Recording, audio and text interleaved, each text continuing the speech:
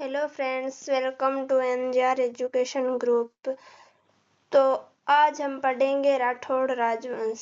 पिछले क्लास में हमने मेवाड़ राजवंश और उनके महत्वपूर्ण पर्सन पढ़े थे। अगर आपने वो क्लासें नहीं देखी है तो देख लेना। और आज जो पढ़ेंगे वो है राठौड़ राजवंश। तो चलिए शुरू करते हैं। राठौड़ों की उत्पत्ति के संबंध में महत्वपूर्ण प्रचलित मत अलग अलग विद्वानों के अलग अलग मत दिए गए हैं, जो कि यहाँ पर हम देखते हैं। बाटों की पोथियों में राठौड़ों को हिरण्यकश्यप की संतान बताया है। बाटों की जो कृतियां या जो उनके द्वारा बताया गया है वो बताया गया है कि राठौड़ों की जो उत्पत्ति है वो हिरण्यकश्यप की संतानें हैं। दयाल दास ने इन्हें सूर्यवंशी मानते हुए ब्राह्मण बलराव की संतान बताया है।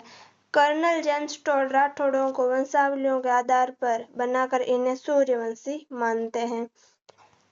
नैणसी ने जोधपुर राज्य की ख्यात में मारवाड़ के राठौड़ों की उत्पत्ति कन्नौज से बताई है। कर्नल टोड तथा डॉक्टर विश्वेश्वर नाथ रेव भी मारवाड़ के राठौड़ों को कन्नौज के जयचंद का वंशज मानते हैं। Doctor GS. ओझा ने राठौड़ों को बदायूं के राठौड़ों का वंशज बताया है। कई विद्वान इन्हें दक्षिण भारत के राष्ट्रकूटों का वंशज भी मानते हैं। तो अलग अलग विद्वानों के अलग अलग मत के अनुसार राठौड़ों की उत्पत्ति बताई गई है। जोधपुर के राठौड़ों का मूल पुरुष सिंह था, जो कन्नौज के गहड़वाल शासक जयचंद का वंशज माना जाता है।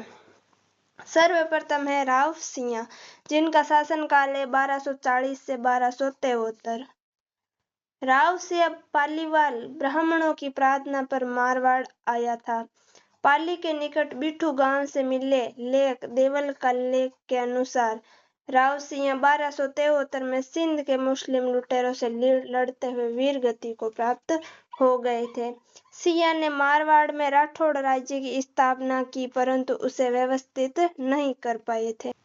अब आगे है राव आस्तान, जिनका शासनकाल है 1273 से 1291 ईस्वी।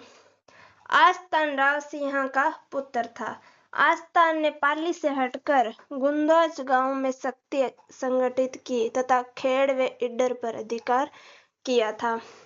1291 में जलालुद्दीन खिलजी की सेना के पाली पर आक्रमण के दौरान संघर्ष करता हुआ राव आस्तान मारा गया था। अब है राव दुहड़, जिनका शासनकाल है 1291 से 1309। राव दुहड़ जो है आस्तान का उत्तराधिकारी था। राव दुहड़ ने कर्नाटक से चक्रेश्वरी की मूर्ति लाकर नगाना में स्थापित की, जो बाद में कुल देवी नागणेची के नाम से प्रसिद्ध हुई थी। ये राठौड़ों की कुल देवी थी, नागणेची माता। दुहड़ ने प्रतिहारों को परास्त कर मंडोर पर अधिकार कर लिया, परंतु 1309 में वह प्रतिहारों से संघर्ष करता हुआ मारा गया। आगे है राव रायपाल। दुहड़ के पुत्र रायपाल ने भी मंडोर पर अधिकार किया था। रायपाल के बाद भीम कनकपाल व जालन सिंह राठौड़ शासक हुए, जो भाटियों के साथ संघर्ष करते हुए वीर गति को प्राप्त हो गए थे। अब है राव छाड़ा। जालन सिंह का पुत्र राव छाड़ा ने अमरकोट के सोडो, जैसलमेर, जालोर, नागौर, सोजत, भीनमाल आदि प्रदेशों के शासक को परास्त किया था। 1344 ईस्वी में राव छाड़ा सोनगरा व देवड़ा चौहानों से लड़ता हुआ राव छाड़ा मारा गया था। अब है राव तिड़ा। राव छाड़ा के पश्चात शासक बने राव तिड़ा। छाड़ा का पुत्र ने सोनगरा चौहानों को परास्त कर भीनमाल पर अधिकार कर लिया था। राव तिड़ा सिवाना दुर्ग की रक्षार्थ तुर्की सेना से लड़ता हुआ मारा गया था। आगे है राव मल्लीनाथ। मल्लीनाथ राव तिड़ा सलका का पुत्र था। राव तिड़ा के बाद मारवाड़ के शासक बने मल्लीनाथ को लोक देवता के रूप में भी पूजा जाता है। इनको बाड़मेर के अंदर पूजा जाता है। मल्लीनाथ ने तुर्कों से महुआ छीनकर उस पर राठौड़ों का अधिकार स्थापित कर लिया था। मल्लीनाथ ने रावल की उपाधि धारण की थी। मल्लीनाथ जी ने फिरोज तुगलक के मालवा क्षेत्र के सूबेदार निजामुद्दीन की 13 दलों में विभक्त सेना को परास्त किया था। मल्लिनाथ जी अपनी पत्नी रानी रूपादेवी की प्रेरणा से उगम सी भाटी के शिष्य बने थे। लूणी नदी के निकट तिलवाड़ा गांव बाड़मेर का इनका मंदिर बना हुआ है। इन्हीं के नाम पर जोधपुर के पश्चिम भाग बाड़मेर के क्षेत्र को मालानी क्षेत्र कहा जाता है। इनकी पत्नी रानी रूपादेवी जी का भी मंदिर बाड़मेर जिले में बना हुआ है। राव मल्लिनाथ जी की पत्नी का। मल्लिनाथ जी के पुत्र जगमाल ने अहमदाबाद के सूबेदार महमूद बेग द्वारा मारवाड़ से अपहृत तिजड़ियों या कुंवारी कन्याओं को मुक्त करवाया तथा महमूद बेग की पुत्र गिंदोली से प्रेम विवाह किया था। अब है राव चुंडा, जिनका शासनकाल है 1394 से 1423 ईस्वी। राव चुंडा को उसके चाचा मल्लिनाथ ने सालोड़ी की जागीर दी थी, जहां रहते हुए उसने इंदा परिवारों के संरक्षण से अपनी सैन्य शक्ति संगठित की थी। राव चुंडा ने इंदा परिवारों की सहायता से मालवा के तुर्की सूबेदार के अधीन मंडोर को हस्तगत किया था। चुंडा की मंडोर विजय पर राव मल्लिनाथ ने भी उसकी सहायता कर इसे मान्यता प्रदान की थी। इंदा परिवार ने अपनी पुत्री का विवाह चुंडा से कर दहेज के रूप में मंडोर पर पूर्ण अधिकार चुंडा को दे दिया था। राव चुंडा ने मंडोर को राठौड़ों की राजधानी बनाया था। चुंडा ने 1396 में गुजरात के जफर खान द्वारा मंडोर पर किए आक्रमण को विफल कर दिया था। चुंडा ने नागौर के सूबेदार जलाल खान खोकर को मारकर नागौर पर अधिकार कर लिया था। चुंडा ने नागौर के निकट चुंडासर बसाकर अपनी शक्ति संगठित की तथा खाटू, डीडवाना, सांबर, अजमेर व नाडोल पर अपना अधिकार किया था। पुंगल के भाटियों ने मुल्तान के सेनानायक सलीम, जैसलमेर के भाटी तथा जांगलू के सांकला के साथ मिलकर चुंडा पर आक्रमण किया तथा 15 मार्च 1423 को इस आक्रमण का सामना करता हुआ चुंडा वीर गति को प्राप्त हो गया था। राव चुंडा ने अपनी मोहिलानी रानी के प्रभाव में आकर कान्हा को उत्तराधिकारी नियुक्त कर अपने ज्येष्ठ पुत्र रणमल को अधिकार से वंचित कर दिया था। चुंडा की रानी चांद कंवर ने जोधपुर में चांद बावड़ी का निर्माण करवाया था। यह मोस्ट इम्पोर्टेंट है। अगला क्वेश्चन क्या है? नोट, राव चुंडा की मृत्यु के बाद उसका पुत्र राव कान्हा शासक बना था। रणमल को नहीं बनाया था, उसे उत्तराधिकारी से वंचित कर दिया था। अब है राव रणमल। 1427 से 1438 तक इनका शासनकाल था। राव रणमल ने अपनी बहन हंसाबाई का विवाह मेवाड़ शासक महाराणा लाखा के साथ कर मेवाड़ राजनीति में अपना प्रभाव स्थापित किया था। राव रणमल ने मेवाड़ महाराणा मोकल की सहायता से 1427 में मंडोर पर अधिकार स्थापित कर लिया था। मेवाड़ में रणमल के बढ़ते प्रभाव को रोकने के लिए मेवाड़ी सामंतों ने रणमल की प्रेमिका बारमल्ली के सहयोग से 1438 में उसकी हत्या करवा दी थी। राव जोधा, इनका शासनकाल है 1438 से 1489। राव रणमल की मृत्यु के पश्चात उसके पुत्र जोधा ने जंगलों में रहकर अपनी शक्ति को संगठित किया तथा 1453 में मंडोर पर राव जोधा ने अधिकार कर लिया था। मेवाड़ महाराणा कुंभा से हंसाबाई की मध्यस्थता में अमल बामल की संधि 1453 में की तथा अपनी पुत्री श्रृंगार कंवर का विवाह कुंभा के पुत्र रायमल से कर पुणे मेवाड़ के साथ संबंध स्थापित किए थे।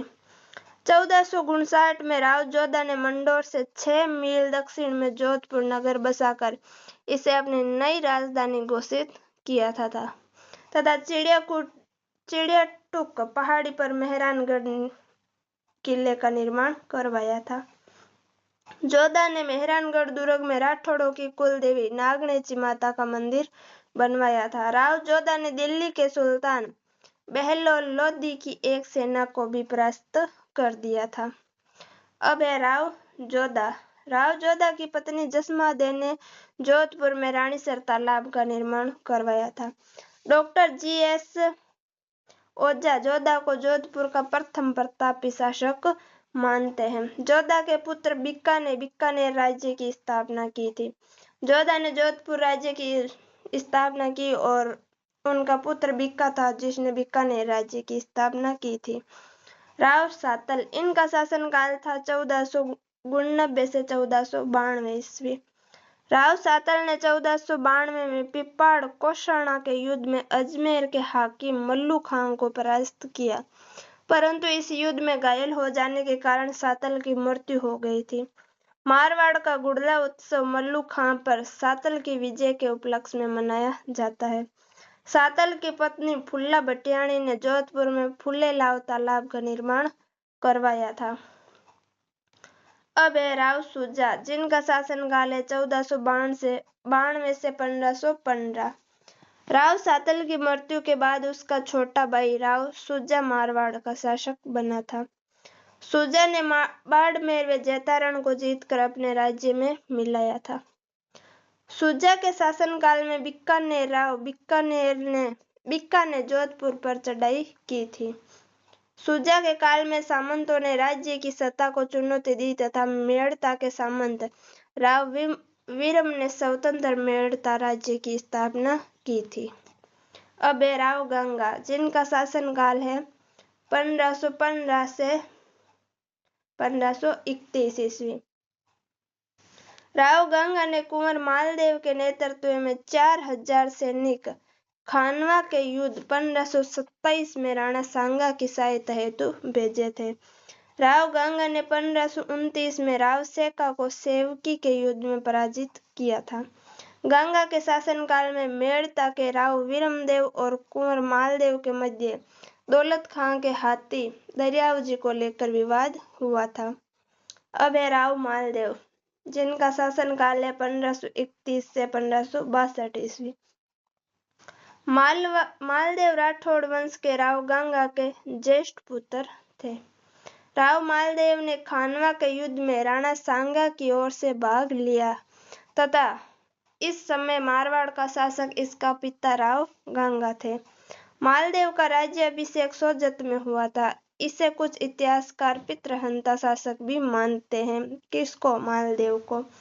मारवाड़ के इतिहास में राव मालदेव का शासक मारवाड़ का शौर्य युग कहलाता है। उन्होंने अपने काल में कुल 52 युद्ध किए। इसका एक साथ छोटे बड़े 58 परगनों पर अधिकार किया था। इन्होंने सर्वप्रथम भादराजूण शासक सिंदल वीरा को जीता। इसके बाद नागौर शासक दौलत खां, मेड़ता शासक वीरमदेव, सिवाना बीकानेर राव जैत सिंह पर मालदेव ने विजय प्राप्त की थी। राव मालदेव ने 1533 ईस्वी में बहादुर शाह के मेवाड़ पर आक्रमण के दौरान राणा विक्रमादित्य की सहायता की थी। 1542 में मालदेव ने मेड़ता के वीरमदेव और बीकानेर के राव जैत सिंह पर आक्रमण कर उनके राज्यों पर अधिकार कर लिया था। 1541 से 1542 में मालदेव व राव जैत सिंह के मध्य साहेबा पाहेबा का युद्ध हुआ था। इस युद्ध में राव जैत सिंह मारा गया तथा बीकानेर पर मालदेव ने अधिकार स्थापित कर लिया था। मालदेव ने सोजत दुर्ग, मालकोट दुर्ग, मेड़ता, पोखरण दुर्ग का निर्माण करवाया तथा तारागढ़ दुर्ग में पानी की व्यवस्था करवाई थी। राव मालदेव एवं हुमायूं के मध्य जो युद्ध हुए उनके बारे में पढ़ते हैं। शेर खां बाबर के पुत्र हुमायूं को 17 मई 1540 को कन्नौज के युद्ध में हराकर स्वयं मुगल राज्य का स्वामी हो गया।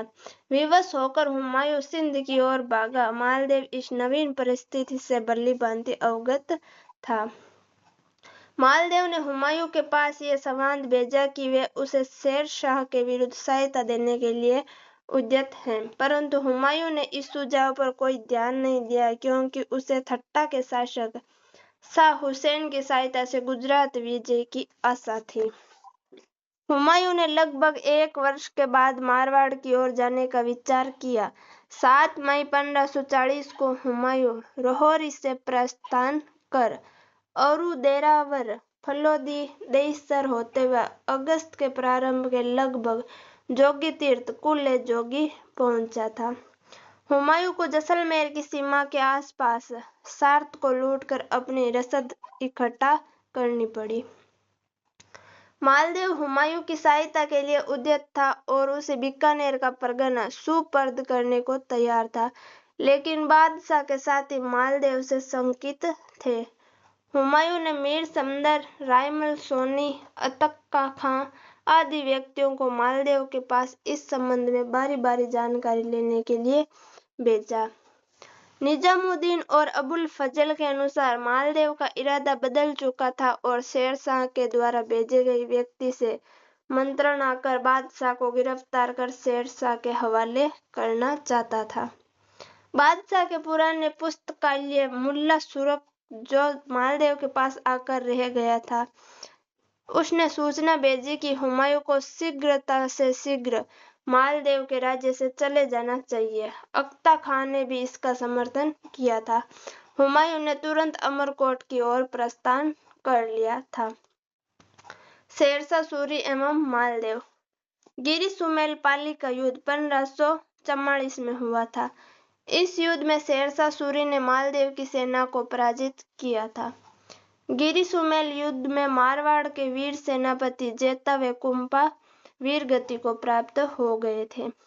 इस युद्ध के बाद शेरशाह सूरी ने कहा कि मैं एक मुट्ठी भर बाजरे के लिए हिंदुस्तान की बादशाहत खो देता।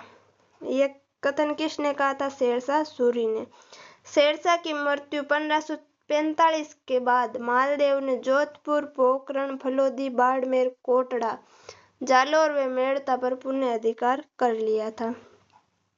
मालदेव तथा अजमेर के हाजी खां की संयुक्त सेना ने 1557 में हरमाड़ा के युद्ध में मेवाड़ के शासक राणा उदय सिंह को परास्त कर दिया था। अबुल फजल और निजामुद्दीन ने मालवा की प्रशंसा करते हुए उसे हसमत वाला राजा कहा था। किसको? मालदेव को हसमत वाला राजा कहा गया था।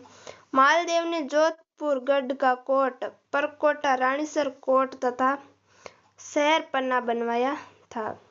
1536 में राव मालदेव ने जैसलमेर के राव लूणकरण की पुत्री उमादे से विवाह किया, जो इतिहास में रूठी रानी के नाम से प्रसिद्ध है। उमादे ने अपना शेष जीवन अजमेर के तारागढ़ दुर्ग में व्यतीत किया था।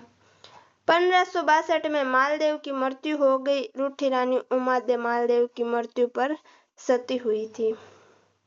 यह इम्पोर्टेंट है। अब है राव चंद्रसेन, जिसका शासनकाल है 1562 से 1583 ईस्वी में। जोधपुर राज्य की ख्यात के अनुसार चंद्रसेन का जन्म 1541 में हुआ था।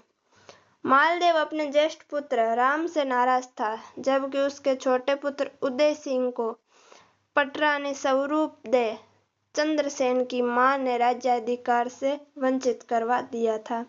इस कारण मालदेव की मृत्यु के बाद उसकी इच्छा अनुसार 31 दिसंबर 1562 को चंद्रसेन जोधपुर का शासक बना था। मालदेव के शासनकाल में चंद्रसेन को बिसलपुर और सिवाना की जागीर मिली हुई थी। आंतरिक विद्रोह का दमन। चंद्रसेन द्वारा चाकर की हत्या करने से नाराज सरदारों जेतमाल, पृथ्वीराज प्रमुख ने चंद्रसेन से बदला लेने हेतु उसके भाई राम उदय सिंह व रायमल के साथ गठबंधन कर लिया था। राम ने सोजत, रायमल ने दुन्नाड़ा व उदय सिंह ने गागाणी व बावड़ी पर अधिकार कर लिया। उदय सिंह ने लोहावट के युद्ध में चंद्रसेन से संघर्ष किया था। 1563 में उदय सिंह व चंद्रसेन में नाडोल में पुनः संघर्ष हुआ, परंतु विजय की उम्मीद न देखकर राम 1564 को बादशाह अकबर के पास चला गया था। जोधपुर पर मुगलों का अधिकार। राव चंद्रसेन के नाराज भाइयों राम, उदय सिंह व रायमल के साथ आपसी कलह के कारण अकबर को हस्तक्षेप करने का मौका मिल गया था। चंद्रसेन से चंद्रसेन के भाई नाराज थे, इसलिए अकबर ने उनको अपनी तरफ से मिलाकर जोधपुर पर अधिकार करना चाहता था। यह उसके पास एक अच्छा मौका था। अकबर ने हुसैन कुली खां की अध्यक्षता में सेना भेजी, जिसने 1564 को जोधपुर पर अधिकार कर लिया था। जोधपुर की ख्यात में मुगल अभियान का अतिरंजित वर्णन करते हुए कहा गया है कि शाही सेना ने जोधपुर पर 3 बार हमला किया। लगभग 10 माह घेरेबंदी के बाद चंद्रसेन अन्न जल की कमी के कारण गढ़ का परित्याग कर बहादुरचूर्ण चला गया था।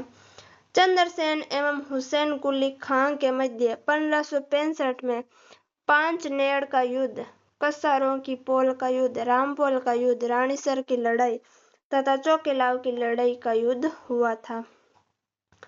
पंडित विश्वेश्वरनाथ रेऊ ने अकबर द्वारा जोधपुर पर किए गए आक्रमण का प्रमुख कारण मालदेव द्वारा हुमायूं के प्रति किए असहयोग को माना गया है। पंडित विश्वेश्वरनाथ रेऊ ने चंद्रसेन की तुलना महाराणा प्रताप से की थी। नागौर दरबार 1570 में अकबर ने अपनी अजमेर यात्रा के दौरान मारवाड़ में पड़े अकाल निवारणार्थ हेतु नागौर पहुंचकर अपने सैनिकों से तालाब खुदवाया जो शुक्र तालाब कहलाता है, वो नागौर में स्थित है। इस दरबार का वास्तविक उद्देश्य था मारवाड़ की राजनीतिक स्थिति अध्ययन करना। नागौर दरबार में चंद्रसेन भी जोधपुर प्राप्ति की आशा से सम्मिलित हुआ, मगर अकबर का चंद्रसेन के भाइयों राम और उदय सिंह की ओर झुकाव देखकर वे नागौर दरबार से लौट आया था। चंद्रसेन के खिलाफ मुगल अभियान। नागौर दरबार से लौटकर चंद्रसेन ने बहादुरचूर्ण में सेना संगठित की थी। नागौर दरबार के बाद मुगल सेना ने बहादुरचूर्ण पर आक्रमण कर दिया था। फरवरी 1571 को चंद्रसेन बहादुरचूर्ण छोड़कर सिवाना चला गया था।